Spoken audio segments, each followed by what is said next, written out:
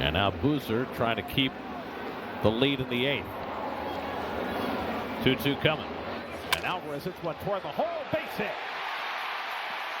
So Francisco Alvarez gets the Mets started in the bottom of the 8th. And now Acuna will come in to run for him. Well, kudos to Alvarez, who was the first person in the cage today. Those couple days he had off while Luis Torrens started. He was working on his hitting. The target is up and away, and that's where they want the pitch. He tugs it down and in, and that produces a hard ground ball that found a hole.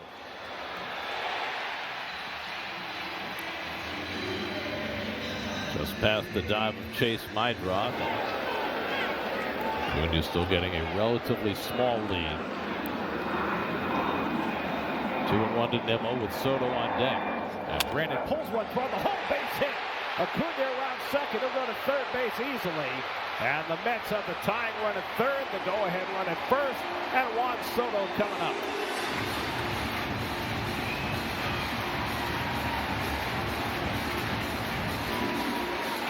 Very similar to Nimmo's double in his first at-bat.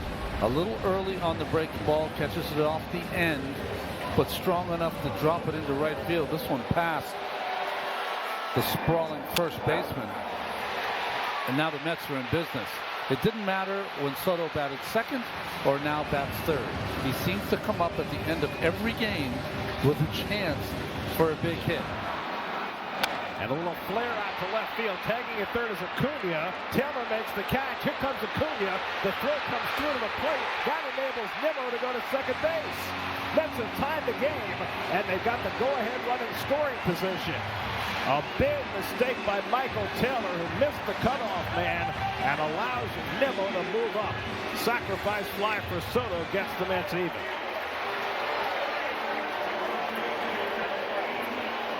Well, in this circumstance, one, good hitting by Soto to get this deep enough to left field. And if you have a left fielder, and Taylor's got a great arm, you got to know that Acuna just has too much speed. Throw is to second base.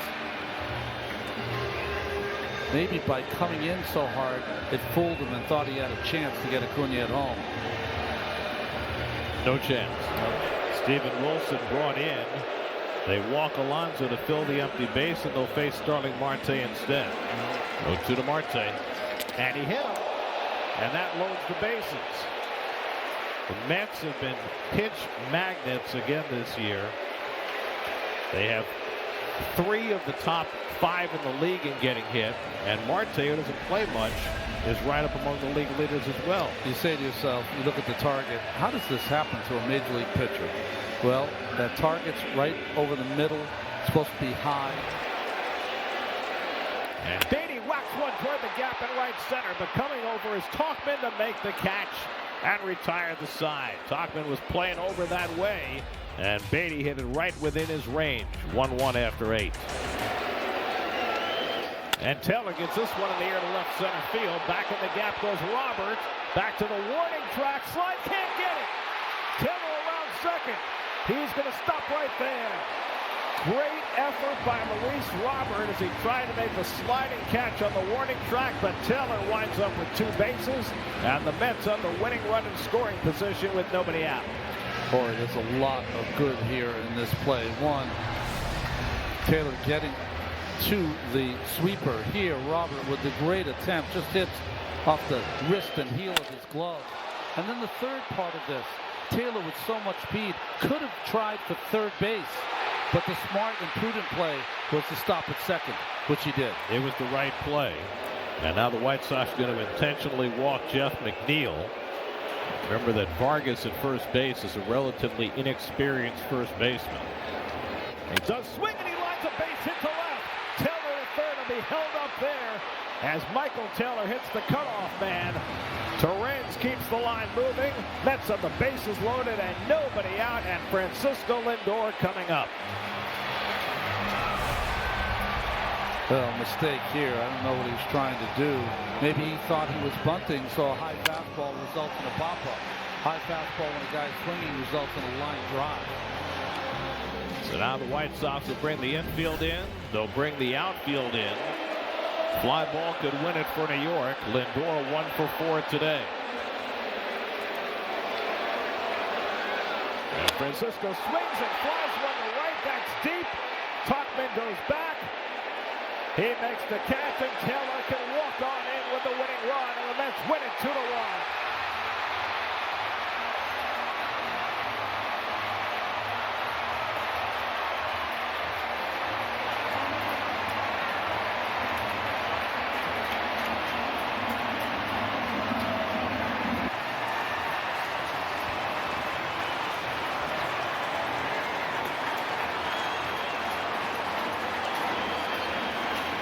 Third walk-off RBI this season for Francisco Lindor as he wastes no time delivering the sacrifice fly as the Mets get a run in the 8th and a run in the 9th. Strong bullpen work, and they beat the White Sox 2-1. Hard to beat the Mets at home as they get their 20th win. And in yesterday's game, the biggest play to me was Tyrone Taylor in the first inning. This one, his double in the 9th, put the Mets in position. A little sweeper in the middle of the plate. Lucky he didn't hit this for a grand slam. Ball stays in play. Taylor with great speed. This is a walk-off. 5 walk-off wins for the Mets this year, and Lindor has delivered the winner in 3 of the 5. Mets offense snoozed for the first 7 innings, but they get a couple of sac flies, one from Soto in the 8th, one from Lindor in the 9th, and with some terrific pitching out of the bullpen, Buto, Brazoban, Castillo, and Diaz throw hitless relief for the last 3 1/3, and the Mets win it 2-1.